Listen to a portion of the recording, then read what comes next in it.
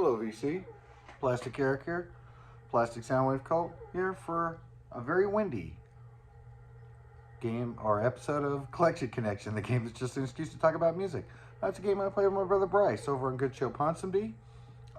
Every Monday I show a record, he makes a connection to his collection, then he shows a record on Thursday, then Monday I will show a record connected to the record that he showed in my collection. So with that out of the way, oh, and you guys get to guess what the connection is. And so does Tim Tam. She's helping out here with her big butt. And so on the last one, we didn't really have you guys guess. Bryce came out with it because it was dealing with the recent deaths of two musicians. So he basically didn't want to make a game out of, people's deaths. So it ended up being that we didn't do a guessing one for that one. We just did the video just out of respect for the artist. I listened to Mojo Nixon and Skid Roper. That was the album that Bryce showed last week. And man, it kind of brought back some memories. I was surprised how much of that album I remember. And I think it was just from hearing Bryce play it. Yeah, Elvis is Everywhere is a fantastic song. I Won't Pee No Cup was a great song. No Foo Foo Haircut was a great song. I listened to it while I was walking my dog, and definitely kind of remember hearing that somewhat. But pretty much, I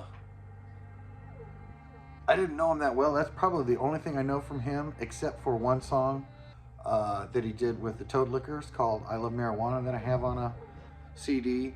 That's all, weed songs. So it's funny. He's definitely, God damn it. And so now that you've seen enough of Tim Tam's butt, let's go ahead and get into this one. See what the connection is.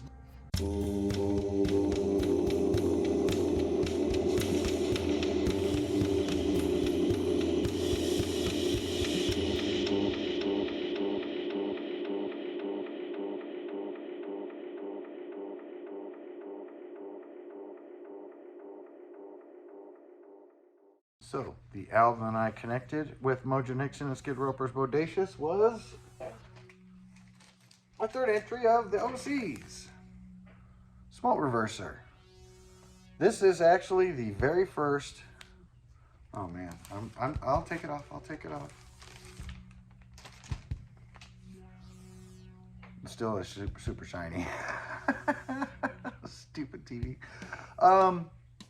Fantastic album. This was the album that got me into the OCs. I was watching a review of this album on Anthony Fantano, and I think he gave it a 6 out of 10.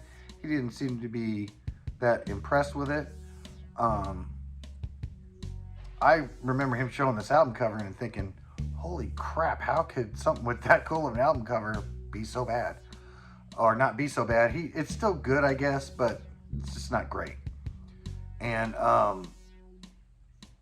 so he did kind of shit on it a little bit, but I lucked out because right after the algorithm put up a song from this album, Anthemic Aggressor, and I really dug it. It's like a 13-minute long song. Great video of like two aliens passing a joint back and forth between each other. Fantastic. I might put a link for that video down at the bottom just so you can see how goofy it is. And here's Tim Tam again. She really likes this album too.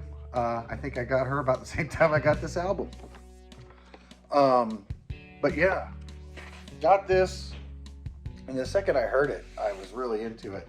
The funny thing about it is that I got into it, and I did not realize that this is a 45 RPM album. So I listened to all the way up to Anthemic Aggressor, because I knew that song, because it came on after that video, and I played the video a few times. So I was familiar with that song. And when that came on, it was very, very slow. And I realized, oh man, I've been listening to this at the wrong speed. Still sounded absolutely great. The artwork on this is pretty cool. You got the band here. You got Tim Tam here. Okay, come on. You got this weird thing on this side here.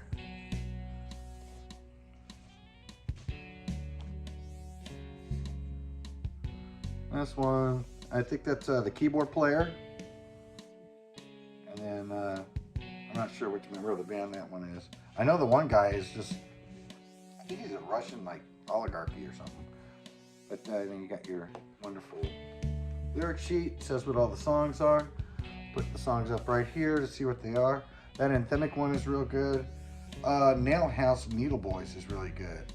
The last side is the best side on the whole album. But the whole thing is solid all the way through. I think Moonbag was kind of the single on this one. And Flies Bumping Against the Glass is a good song. Beat Quest is really good. Starts off one way and then ends up a completely different way. It's fantastic.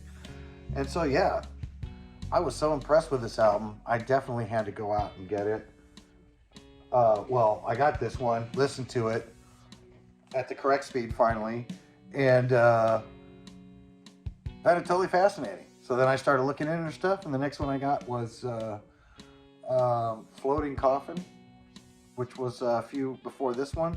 So this one here, they're the OCs, and of course, they're the OCs, the OCs, the OCs.